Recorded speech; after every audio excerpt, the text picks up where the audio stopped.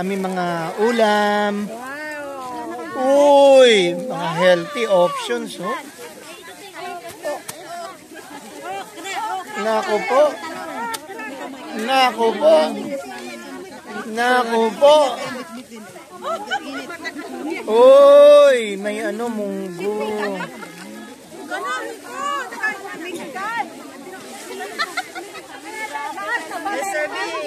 Salamat, salamat, O Jesus, sa pag-ibig mo.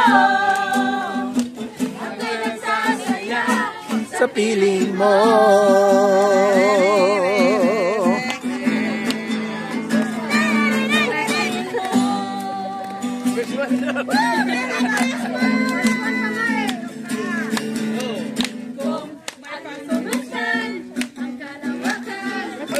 May pagsubok ang kalawakan. Ano nangyari sa lyrics ko? Oh, Merry Christmas! Mga kapatid, mga kakabsat. Oh. Praise the Lord! Ayan. Sir Jamie Pell, Merry Christmas! Mga palangga. Ayan. Iniisip ko matagal. Kasi isip ko palangga na eh. Mga palangga. Oh, Merry Christmas mga kapatid. Sa mga nagpi-prepare, ayan. Mga igsuon, mga kakabsat. Ika, nangyari.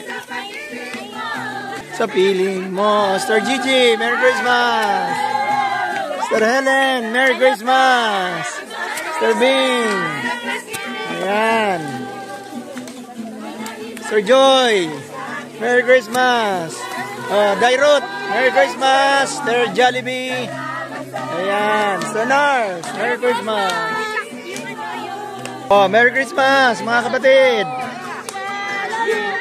You are God. You are Lord. You are. Andali ha. Yung mga singer, habang kumakain kami, awit lang kayo ha. You are Lord. I give you glory, glory. I give you glory, glory. Jesus. Ayan yung choir director. I give you glory, glory. I give you glory, glory. I give you glory. Jesus. Ba talaga? Ingat ha, may pako.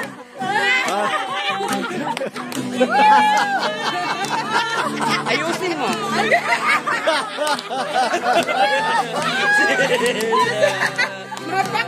Okay, verse 1.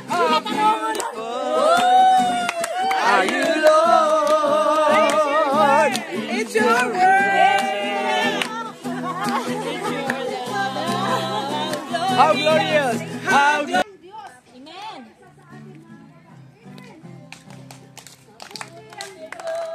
Mabuti ang Diyos sa atin.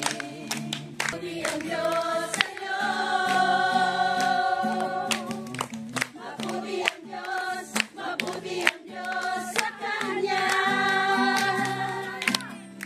Mabuti ang Diyos sa atin. Itaas ang kamay! Itaas ang kamay at ikaway-kaway. Sabay we wish you a Merry Christmas. We wish you a Merry Christmas and a Happy Yun yung caroling later, ha? Yun yung caroling. Merry Christmas. I wanna wish you a Merry Christmas from the bottom. At alam ko mga kapatid, yung iba hindi masaya kasi wala kayong bonus.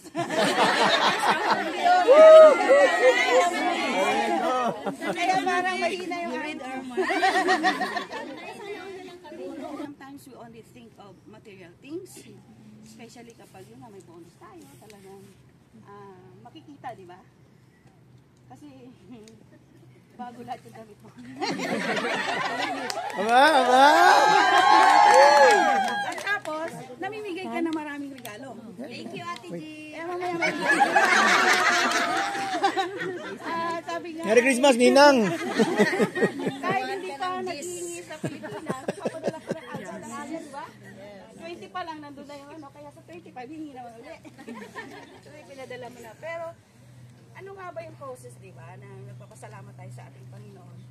At every time, maging sa testimony po natin, parang nakaugalian na natin in the church na, oy, parang wala akong big, parang wala akong malaking himala ngayon. Kaya pag nagtanong yung testimony, yung MC, sinong gusto magpasalamat? Parang wala. Pero the fact, mga kapatid, na kayo po ay buhay, yes. Bawat paggising nyo, ay malakas kayo mga kapatid, diba? Thank you, Lord. So meron iba na aanin mo yung pera, sabi nga nila, lagi ka naman nakahiga. Kasi nga, may sakit ka na. Diba? Parang ngayon sa atin, tumatanda na tayo. Pag naisip nyo yung mga puti, pa-end na kayo. Pag 50, magbilang na lang kayo. Ay, wag naman. Kaya siguro pag nakatanggap ako ng billions of dollars, hindi ko mga kapatid, diba? Kasi nga, baka mauna kang mamatay.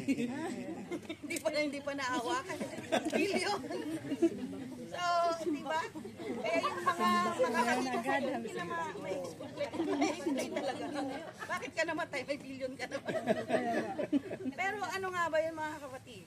So sa John 3:16, sabi po dyan, for God so loved the world that He gave.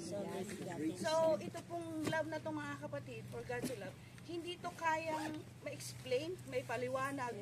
Na totoong, sabihin na lang natin na, ito lagi ko po, so sorry for using this, na lagi pong sinasabi ni Pastor Richard na nababaliw ka.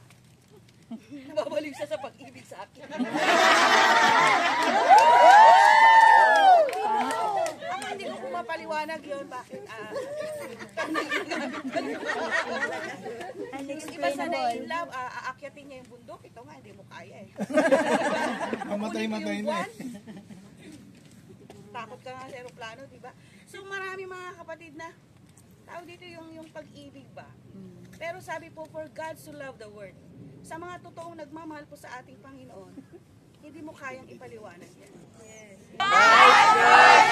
International!